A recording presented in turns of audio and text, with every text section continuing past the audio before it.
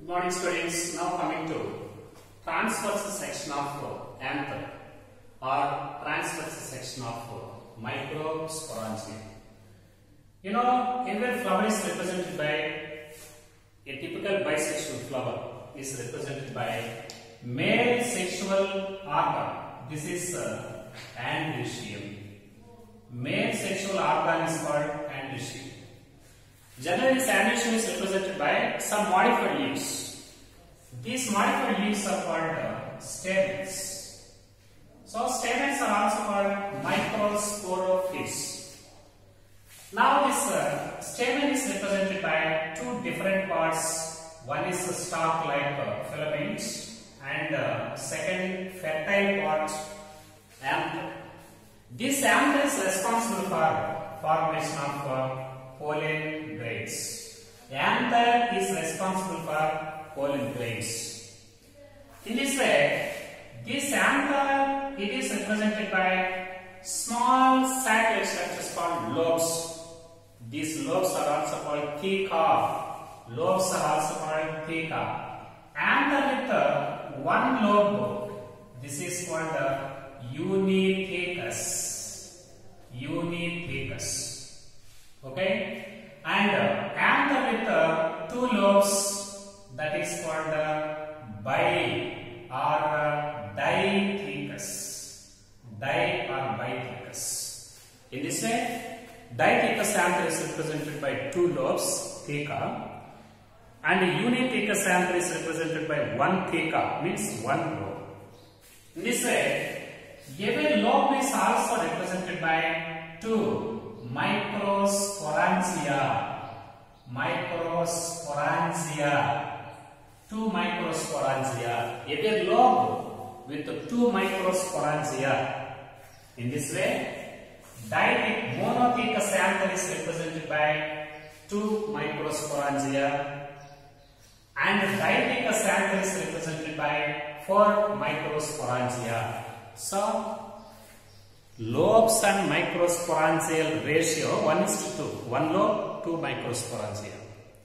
Monothecus anther's lobes microsporangial. One lobe, two microsporangia. Dithecus, two lobes, 2 into 2, 4 microsporangia. In this way, microsporangia are present in these lobes. In case of dithecus anther, okay. In case of dithecus anther, for example, this is the structure of a dithecus anther. This is the transverse section of dithecus anther. This is one lobe and second lobe. This dithecus anther is represented by one lobe, one microsporangium, and this is another microsporangium. This is one microsporangium, and this is one microsporangium. And this lobe is also represented by two microsporangia. This is one microsporangium. This is second microsporangium. In this way, okay, very important. Every lobe is consists of two microsporangia. This lobe, this is microsporangium, and this is another microsporangium. Similarly, this lobe is also represented by two microsporangia. In this way, this dithecus anther is represented by total 4 microsporangia at their 4 corners. This is the transverse section of dithecus anther. It is almost tetragonal in shape. Tetragonal in shape. There are 4 corners. Every corner is represented by one microsporangium, so that there are total 4 microsporangia in 4 corners of a tetragonal shaped structure. Okay. Similarly, every microsporangium, this is microsporangium. Okay. Transverse section of every microsporangium. This is transverse section of microsporangium. Elaborated enlobed sector. Okay, elaborated sector.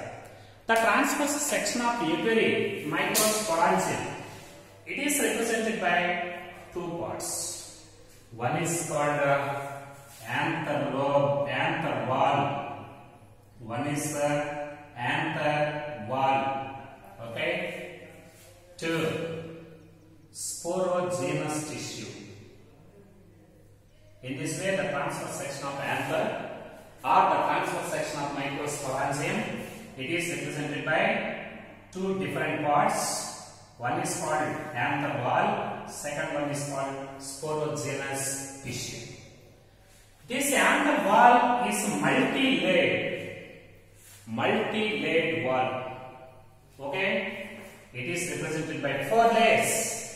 One is epidermis. Okay, second one is endothelium.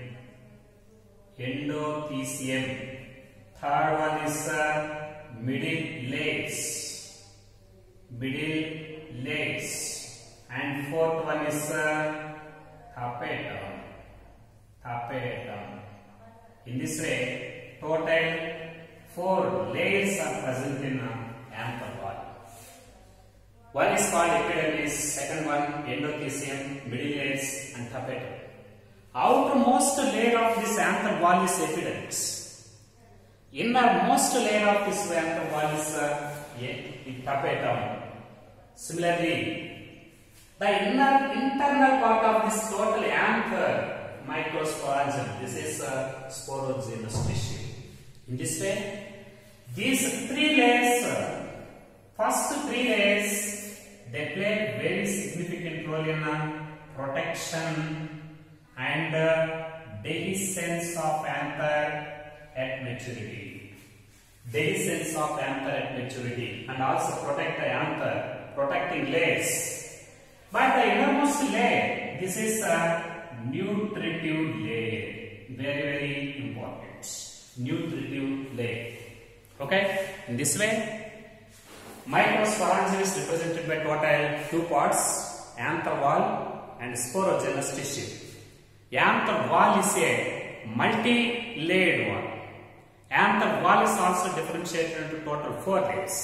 1 epidermis, 2 endothelium, 3 middle layers, 4 innermost and 4th one tapetum.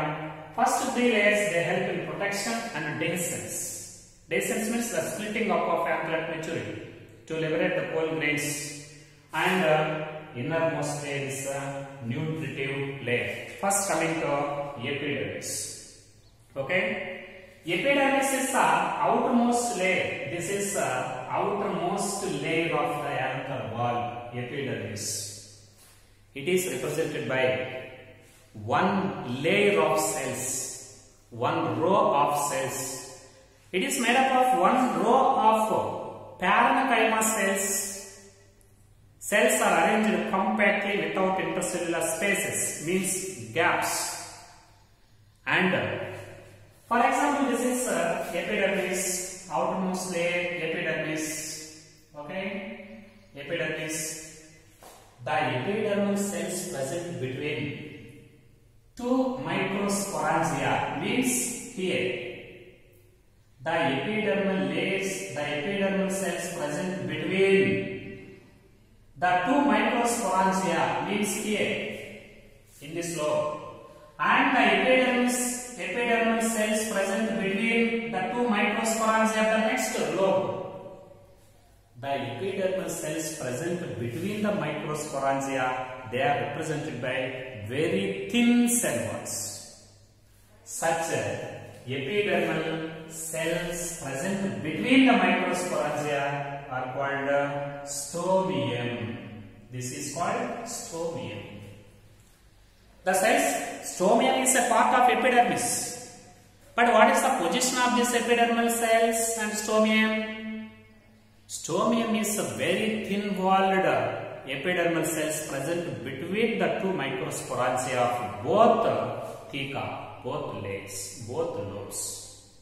Such stomium, it is play very significant role in dehiscence of anther at maturity. At maturity, this anther dehisces, it becomes splitting. It splits at this region of epidermis, that is at the region of stomium. That is the nature of epidermis. Anyhow, outermost layer made up of one layer of parenchyma cells arranged compactly without intercellular spaces. The epidermal cells present between the two microsporangia of both lobes, that is called stomi. Stomiums play a very significant role in the dehiscence of anther. Now coming to the second one, endothecium. So this is endothecium. Here the cells in endothecium. Endothecium is present just next to the epidermis and is also made up of one layer of cells, but the cells are arranged radially expanded cells are there. Radially expanded cells like this. For example, this is epidermis and this is endothecium. Radially elongated cells. These cells are also contain cellulose fibrous thickenings. They are vertically or radially elongated cells and are represented by one layer just beneath the epidermis. These cells they contain fibrous thickenings. Due to the presence of these thickenings, this endothecium it becomes contracts in dry atmosphere. The cells they absorb moisture in wet atmosphere. They become swollen. They become expanded. In the dry atmosphere, these cells they lose water and the cells they contract. Thus, in wet atmosphere, expansion of the cells. At the same time, in dry atmosphere, contraction of the cells. Expansion and contraction that takes such movements that is called hygroscopic movements. They are called hygroscopic movements. These hygroscopic movements of endothecium also play very significant role in this dehiscence of anther. It also helps in dehiscence of anther. Now coming to the third part, this is middle layers. Middle layers. Students, just beneath the endothecium, there are 2 to 5 layers of very thin-walled parenchymatous cells are there. Just next to endothecium, there are 2 to 5 layers of very thin-walled parenchyma cells are there. They are called middle layers. Just before the dehiscence of anther, these middle layer cells they undergo rupture. They undergo degeneration. Thus, they also help in the dehiscence of anther.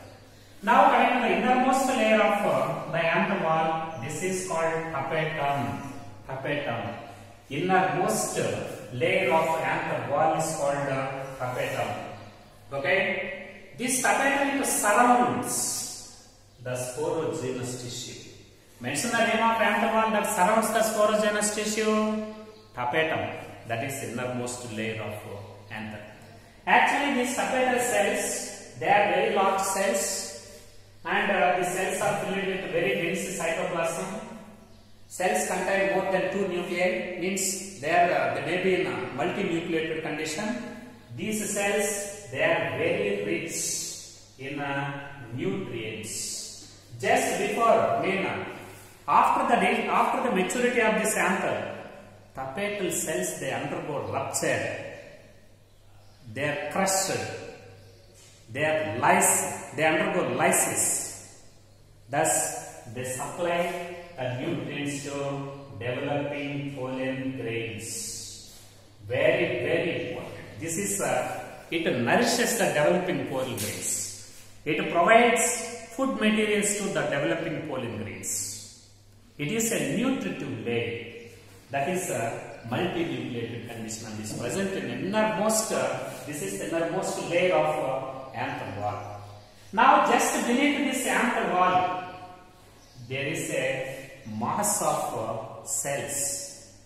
Such a mass of cells is called sporogenous tissue. They are called sporogenous tissue. Sporogenous tissue. Now, this sporogenous tissue develops into microspore mother cells. Microspore mother cells. Very, very important. Microspore mother cells. They are diploid incarnation. For example, this is a microspore mother cell. At maturity of anther, every microspore mother cell divides by meiosis, leading to the formation of a tetrad of microspores. Tetrad means total 4. It leads to the formation of total microspores. Collectively, these 4 microspores is called a tetrad. Microspore pollen tetrad. This is called pollen tetrad. There are total 4 microspores in pollen tetrad. Now these 4 microspores, they get separated to each other and develop into the pollen grains. This is the nature of formation of pollen grains. The process of formation of microspores from their mother cells is called microsporogenesis. Microsporogenesis. Very, very important. Microsporogenesis. What is microsporogenesis? Formation of microspores or pollen grains from their mother cells after meiosis. That is called microsporogenesis. In this way, one mother cell divides into 4 microspores. Mother cells and microspores ratio in meiosis, that is 1:4.